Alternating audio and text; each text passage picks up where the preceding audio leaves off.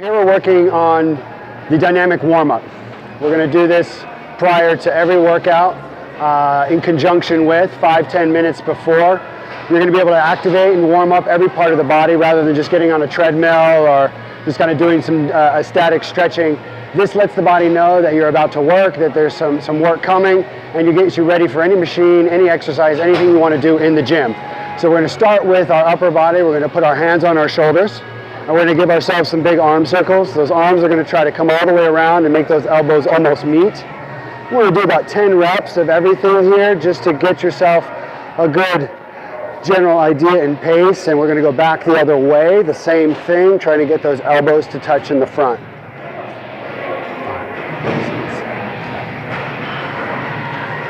Good. We want to extend those arms out. We want those palms to be up.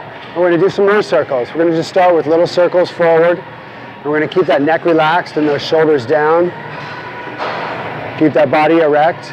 We're going to let those circles get gradually bigger and bigger and bigger and big circles till we have a big stretching circle going and really feeling that stretch in the shoulders.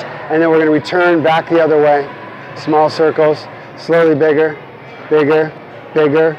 Bigger circles, really getting that stretch going, and you're going to keep those elbows up. We're going to run about 10 more of these, open all the way, closed all the way. You're going to really start to feel those shoulders fire up a little bit, about 3 or 4 more. Great, we'll go right into the shoulder slide. So we're going to get those hands all the way up, those elbows all the way down. Kind of imagine that you're trying to push yourself up against the back of a wall.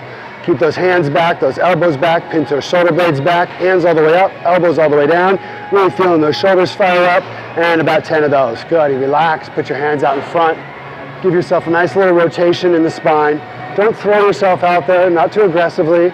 Just nice and gently, just opening up, breathing out on each side. That's right. Good. Excellent. And we're going to go right into a nice little hip flexor stretch. That hip flexor stretch is just going to kind of bring that knee down. Now you can put the knee down and put it on a mat or a pad to regress that just a little bit. Makes it slightly easier. Keeping the knee back so that you don't have too much pressure on the top of the kneecap, that it's more on top of the knee. Pushing forward, feeling that stretch here. To advance it up a little bit, you bring that knee up off the ground, balance there on that toe. Really feeling that stretch in there. Then you can reach that up even further.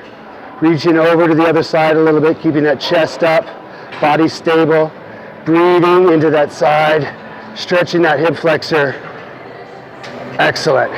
Come on up just a little bit.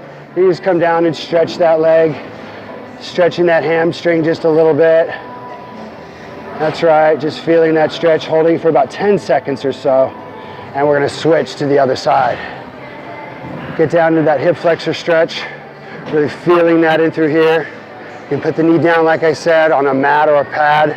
Really pushing that knee forward, right? And stretching, pulling that up, reaching over, holding this for about 10 seconds or so. Really reaching and stretching, breathing, chest up, and back on up. Leg forward, and come on down, stretch, hold that for about 10 seconds. Try to get your hands down to the ground there. Good, and come on up. Great. Now we're going to get into the more dynamic part of it. We're going to do the toy soldier. You do the toy soldier because you look like a toy soldier. Gets the hamstrings loosened up, gets the heart rate start to go, and we kick that leg opposite hand, opposite feet. Just throwing that leg up, nice and high. Each throw, you get that leg up a little higher as you go down the path for about 10 each. You're going to come back here, give yourself a little butt kick. Throw that heel back to your butt. Get that knee back as well. Kind of feel a little pull in that quadricep. Feel a little stretch in that quadricep. Try to kick that butt with that heel. Get that knee back. You're going to get 10 of these on each side. Good. We're going to go right into that leg circle. Try to loosen up those hips. Comes across the body and opens up. Comes across the body and opens up. Right? We're going to do about 10 of those on each side. That's right. Really loosening up those hips, coming across the body, right? Excellent. You get about 10 on each side. Good. Then we're gonna go right into a little skip, like you were in grade school. You get that heart rate up, get a little plyometric going, and it's a little skip, like you were in grade school. Just get that skip going, do about 10, maybe 20 of those, and stop. You're gonna come back around, you're gonna come down and drop down just nice and low. Now we're just gonna walk. We call these duck walks, because you look like a little duck waddling down the ground. As you waddle down the path, keeping those legs tight, abs tight, feeling the burn, all the way down. Want to couch about 10 or 20 of those. Good.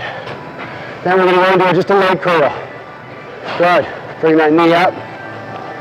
Tuck that knee into your chest. Feel a little pull in that glute. Feel a little stretch in that hip. And good. About 10 on each side.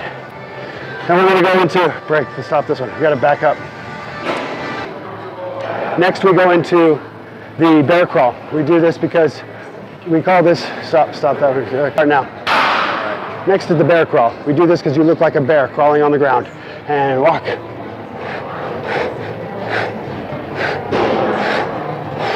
You're going to do about 10, 15, 20 of those on each side.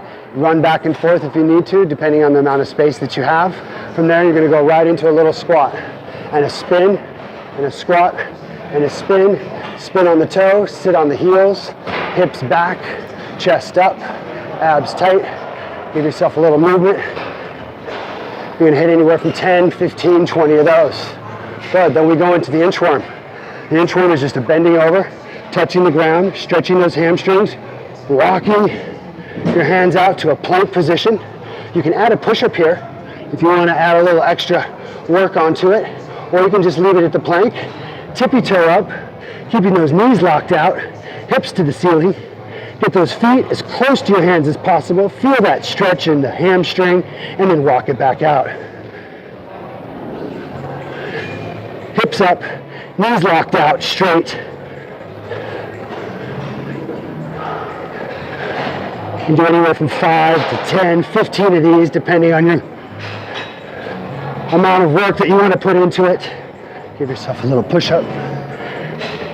Keep those knees locked out, get the feet as close to the hands, and walk it back out. Good. From there, we go into a little hop. We're going to do what we call a frog hop. Nice and low. You're going to be feeling your heart rate up now. That inverted position is going to test your cardio. You should feel that heart racing. And we're going to go right into a little hop, like a little frog. We do about 10, 15, 20 of those. And from there, we go into our one leg hop. On one leg, you just hop on one leg. Nice and gently. Nothing too hard. Don't land too roughly. Nice and soft. Then the other leg. You do anywhere from 10, 15, 20 on each leg of these. And from there, we go into an agility, heart rate exercise where we twist those hips, dance those feet, do the karaoke, and back. You do this multiple times, gets the heart rate up, test your agility and stamina. Good. And that's the warm-up. Just do it with that, you're ready to go, heart rate's up, ready to hit anything in the gym.